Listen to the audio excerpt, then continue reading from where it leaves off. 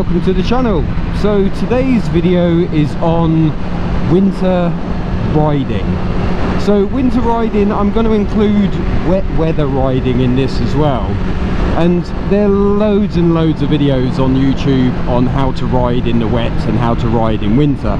And I don't normally like adding to videos unless I can give a different perspective. And the thing that annoys me with a lot of these videos on how to ride in wet weather especially is how scary they make riding in the wet appear. And it really isn't. I mean, riding in adverse weather conditions is not that bad, to be honest. I mean, it's nowhere near as nice as riding on a beautiful summer's day, but it's no reason to be scared and not to ride. So what I want to do in this video is just cover my tips, things I've learnt, and hopefully they'll help you also. So to start with, the one right at the top is comfortability. You have got to be comfortable on the bike. If you are not comfortable, you're going to have an awful ride. And that is the position on the bike. But for winter riding, it is temperature management, and by that I mean the temperature of your body. And the key here is to layer up. And the biggest tip I can give anyone is buy base layers. I always thought our base layers, they're like long johns, what are they going to do? Load of rubbish. No, base layers are the key to winter riding. Now base layers, there's a little thing with this. You go and buy a set of motorcycle base layers, you'll be paying twice the ticket price than if you bought just a normal pair of hiking base layers. So just get yourself down to any hiking store and you'll find the same quality, or if not better, base layer for half the money of a motorcycle base layer. You want these new they're calling them like temperature controlled, wicking, antibacterial, you know, witchcraft base layers. If you do sweat, and you will sweat, you know, because you think like going out on a cold day, that's not going to happen. It is, because you're actually going to get it wrong and generate too much heat. So what happens is you sweat, but the garment will take that sweat and wick it away, and it will evaporate rather than actually staying in the fibres, getting cold and making you cold. So once you got your base layer, you then want a normal layer, t-shirt and or jumper as well. And then you have the optional mid layer. Now mid layer is usually a thermal quilted liner. You might have this on your riding jacket. The thing is, the ones that come with riding jackets are usually pretty pony, so they're very thin, they're very rubbish. Just get rid of them and put your own quilted liner in there. You think, oh, I haven't got a quilted liner. Do you have a sort of duck down walking jacket that you know, when you push on it, it goes quite flat? That's it. That's all you need. So again, you can get yourself down to the ski shop, down to the hiking shop, and you can get yourself a nice quilted thermal jacket for well under half the money you'll be paying for a thermal liner on a motorcycle. And they do exactly the same job, which is, you know, they're thin so they can go under your jacket, and they sit close to your body, creating a pocket of air that generates heat basically, so they keep you nice and warm. If you don't want a quilted thermal, then you can go out and get yourself a windbreaker or even a fleece. Now they're not as effective at keeping you warm, but they are very effective at stopping the cold elements from getting in, which kind of does the same thing. So there are alternatives that you can have to the quilted thermal liner. Then of course you put your jacket over the top, your jacket being, you know, what you normally wear. Now if it's waterproof, great.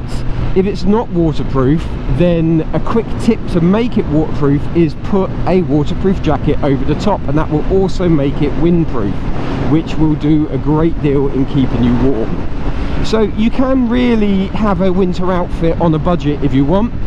If you have the money, the best thing to buy is heated gear.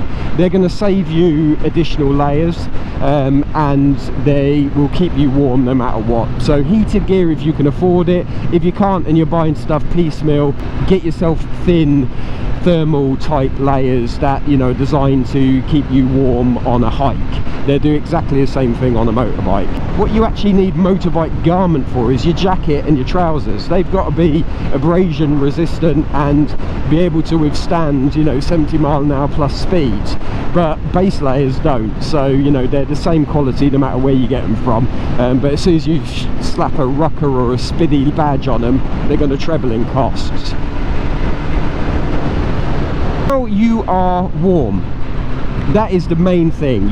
If you go on a bike and you're cold and you're shivering, that's it, game over. You are a liability to yourself and the other road users. You're not going to enjoy it, forget it. So take the time to invest in the kit, do a quick little run in the kit, make sure that it's working for the weather conditions and you know what you're getting, and then you can just take it from there and work your way up to actual proper winter riding. With regards to the kit, you will get it wrong, guaranteed. There is no one size fits all. Even with the electric gear, you're going to be like turning it up, turning it down. Oh, it's too hot, I'm actually going to turn it off today. There is you are going to overheat in it, which is why you do layering. So what you do is, you know, you've got, say, your base, your normal, your mid. You then take the mid off because it's too hot. Yes, it's a faff. You're going to have to pull over, you're going to have to carry a rucksack, or you're going to have boxes or panniers.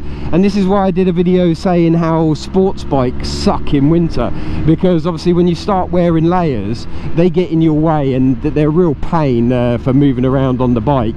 When you're on a naked bike, it doesn't really matter. You can wear as many layers as you want because you don't need to move around so much. So now you're warm, the next thing is the actual riding. The most important thing when riding is to keep things stable. If you think about it, you don't want any major disruption. So if you're braking, the front of your bike goes down like this. If you're accelerating, it goes up like this, wheeling. You want to keep it straight and stable the best you can. So you just roll on gently on the accelerator, roll off gently off the accelerator. No rapid jerky movements. Why? Because if I accelerate too much, my back wheel can spin up, and that means loss of traction. If I snatch my brakes too hard, then that means my front wheel can lock up, again, loss of traction. Now this applies in the dry, obviously, but in the wet it's just magnified so much. So basically just be smooth on your inputs. You don't want to disrupt the bike in any way. So gentle on, gentle off, gentle braking. We're no longer out here on a bike to set a fast pace to get maximum lean. These are now off the table for us. We're now just out here to get from point A to point B as safely as possible. You know, if you've got a day like today where it's not raining, enjoy the scenery, take it all in. You know, you're now leisurely riding. You are no longer gunning it because the weather conditions are dictating this. So that's important to bear in mind. And because you are not gunning it, because now we're taking away speed, because we're taking away max lean, obviously you're still going to lean, but max lean for yourself, then you're going to find yourself being slower riding, and that means you're going to be more gentle on the controls, and you know, you're actually going to be a better, safer rider in summer because of what you're learning in winter. So smooth on the controls is number 2.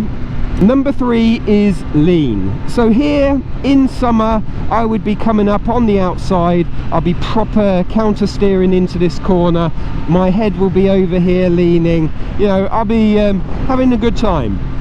In winter, if you are somebody that rides, they take a cheek off the seat, they put their head over and they start leaning down. No, this is not what you do in winter. In winter you are wanting to stay neutral always.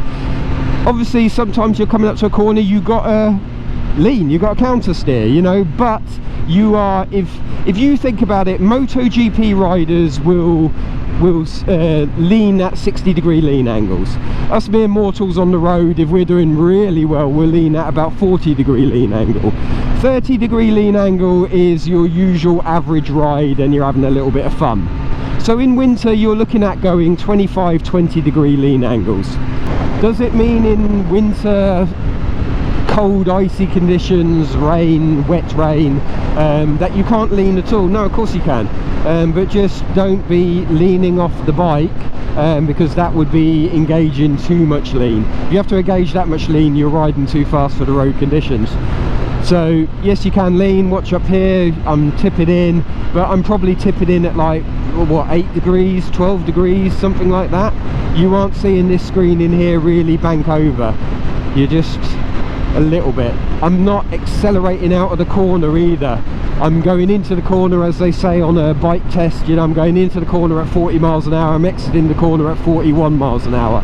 I'm not doing summer riding where, you know, you're coming in, you're really letting off and you're hammering it out the corner. Example, I don't know if you can see it on my screen, but my max lean angle on this little half-an-hour ride to my work is 19 degrees. Ordinarily down there I'd be seeing 28, 34 in summer, but on this little ride here, 19 degrees. Maybe, you know, could have pushed it up to 24 degrees, but past that, don't really need to, don't really want to.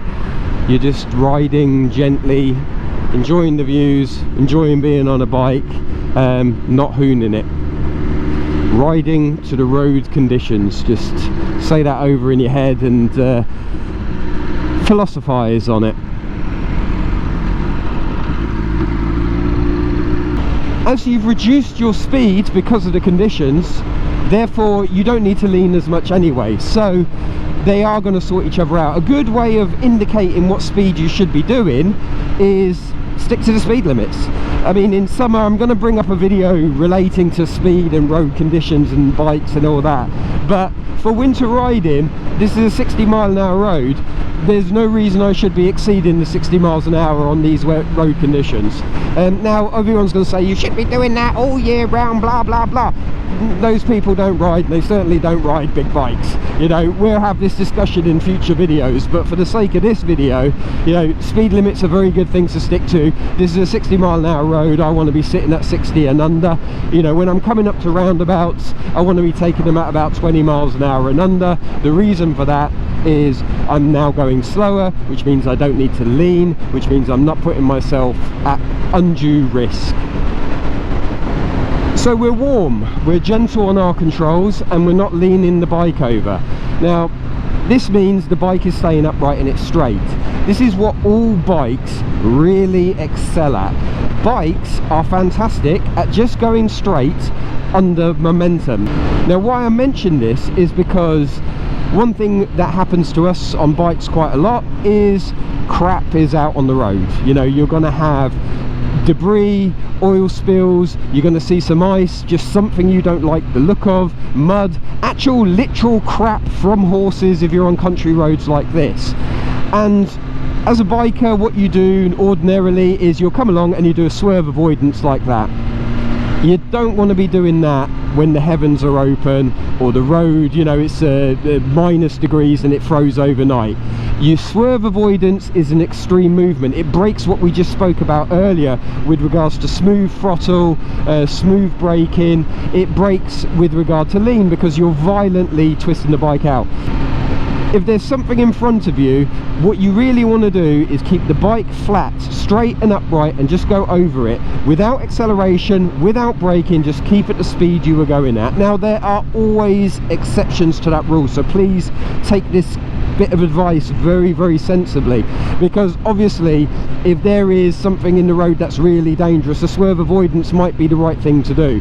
But a lot of times just keeping the bike upright and just grit your teeth and go over it, because you will find that most of the things that you are swerve avoiding is actually pretty easy stuff, like a white line because someone told you never go over white lines, or you know, a little patch of some mud, or you see a little bit of gravel and you want to avoid it. I mean, obviously if it's, you know, a bit of 2x4 on the road and you can do a swerve avoidance, do a swerve avoidance. But I will link below, Fast Eddie at Moto Jitsu did a video of him going over a bit of 2x4 multiple times. As long as the bike was straight and upright, the bike can handle it in most times out of 10.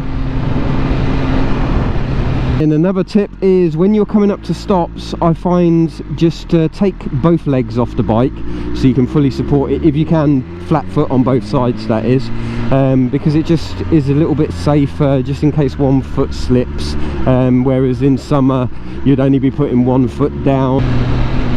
And that's pretty much it to keep your bike up, sunny side up in winter. What you should be avoiding is obviously hazards. So people say avoid white lines, avoid drain covers like there, avoid tar snakes in the road, and yes, you do want to avoid them if you can, but only if you can safely and slowly. If you're having to do a swerve avoidance or some jerky disturbing throttle, you know, or brake input into the bike that's going to destabilize the bike, then don't bother. You know, here, white lines, I can ride over them, right in the middle of them, no problem, because I'm upright, I'm doing a sensible speed, I've got no, you know, jerky throttle, etc. But if I am coming up to a roundabout, I'm slowing down, I see all these raised white lines here, yes, they are tricky for traction control. So just take it cautiously, keep your bike straight, don't lean, and you'll be absolutely fine. And again, me saying this, you know, people think, oh no, I can't do it. No, you can. Just try it at a slow speed. You'll be really surprised what a bike can take, what it can put up with. Just be smooth, be stable, and be comfortable, and you will still have a great ride in winter as you do in summer. Maybe not as great, but you're still out there, you're still riding, you're satisfying that itch, you're getting the mental break that you need, you're getting the wind on your face. It is definitely worth doing. Oh, another tip, get a pin lock. If you can see your breath in front of your face, you're going to need a pin lock. There are people that say, oh no, our visors are anti-mist, and you know, you won't have an issue with our visor, blah blah blah. You will. Get a pin lock, trust me, it's the only solution. Crack your visor open a little bit just to get rid of the mist on the really cold days. Wear a decent warm balaclava to counteract that you've now got cold wind on your face. But yeah, get a pin lock, get base layers, you'll be happy.